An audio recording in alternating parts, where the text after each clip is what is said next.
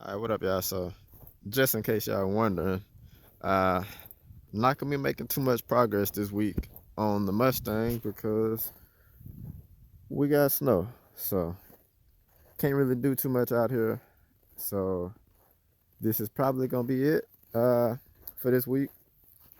From here on out, though, while I got you, I'm probably gonna do videos like Monday, Wednesday, Friday. So, Monday morning, Wednesday morning, Friday morning. So, I'm thinking that's gonna be the schedule to kind of keep up with everything. But yeah, not much this week, so it'll probably be next week. I should have some new brakes coming in, so get the brakes put on. Painting these calipers while I got them off. New radiator is on the way, and I got new headlights coming in too. So I'm doing halos in here. I'm probably gonna do